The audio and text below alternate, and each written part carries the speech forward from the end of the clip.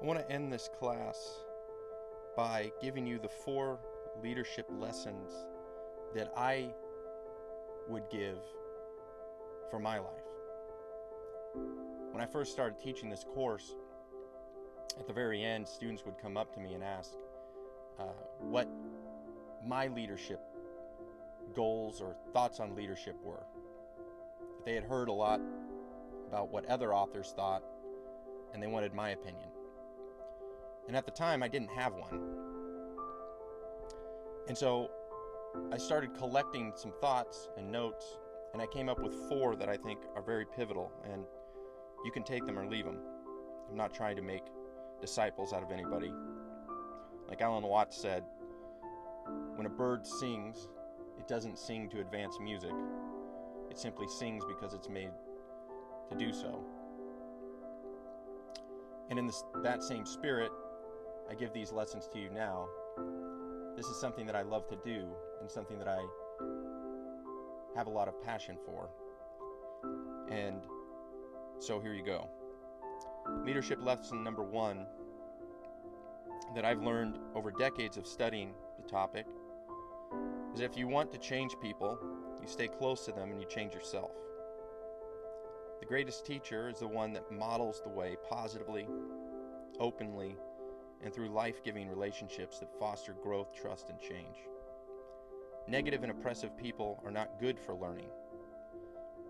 People learn better and their minds are more open to learning and seeing new things when they don't feel threatened or judged. The old way of leadership that is hierarchical, rigid, oppressive is dead, in my opinion. Leadership for the future is one that is going to be relational, positive, holistic, and life-affirming. Lesson number 2 is to always be learning about everything and anything. Be a self-learner. There's no excuse not to be anymore.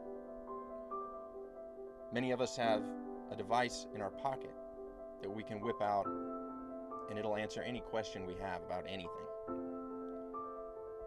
I tell my students that if you make 2 decisions better than me every day, out of the hundreds that we make on a daily basis, you are going to be significantly more productive over the course of 5, 10, 20 years. It's exponential. Number 3, and this is important for many of you, and for myself to hear on a regular basis, but it's to take a break. Take vacations. And don't feel guilty about it. Great leaders are ones that keep to a schedule and a routine, and they work hard, but they also know the importance of getting away and unplugging from it all and self-reflecting. There's a wonderful book called Sabbath by Wayne Muller. He speaks to the importance of rest. And Muller provides simple and profound suggestions on how to mindfully rest and nurture yourself. There's another great text called Margin by Dr. Richard Swenson. Margin is the space or buffer that exists between ourselves and our limits. And for most people, that margin doesn't exist, and we're living our lives every day right at our limit, physically, emotionally, mentally. And this causes increases in anxiety and depression and decreases in our health and relationships. We don't have this margin or buffer because we overwork, we overcommit, we overspend, we overeat.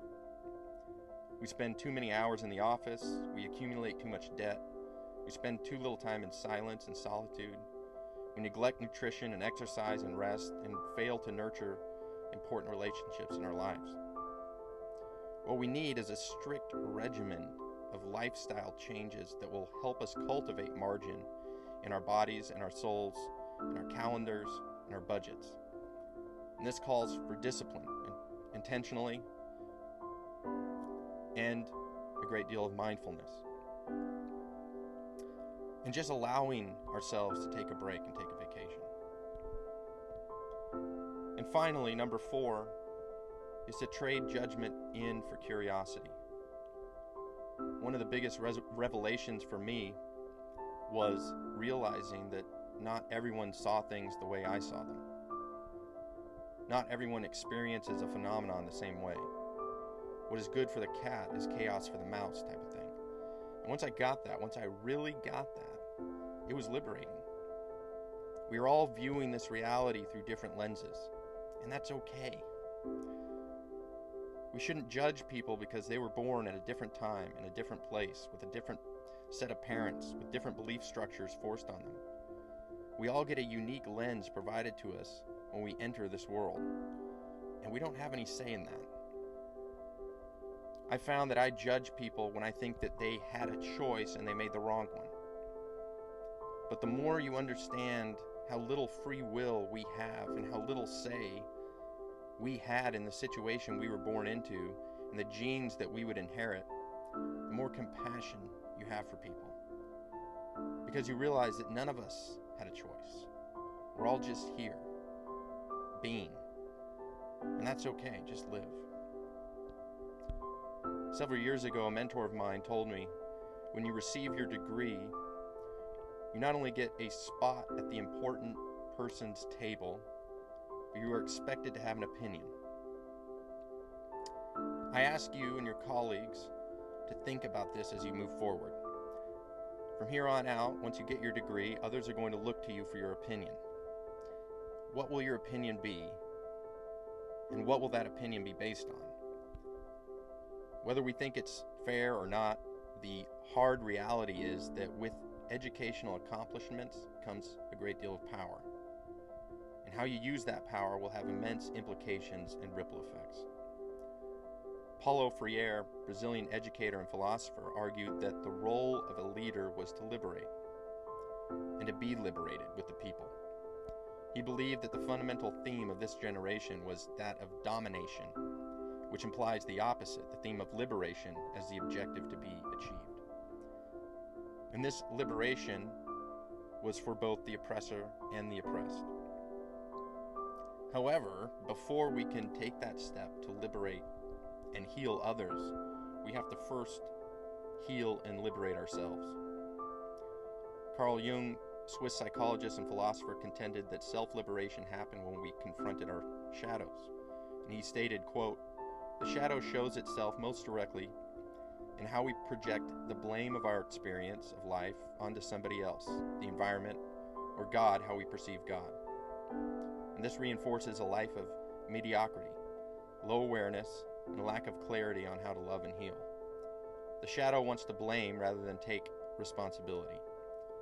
This results in ongoing conscious and sometimes subconscious blindness. The shadow is the most stubborn of human faults and the most difficult to integrate, heal, and transcend." End quote. So what does it take to face the shadow? Personally, I believe it takes immense insight, goodwill, understanding, compassion, and forgiveness. But what do you all think?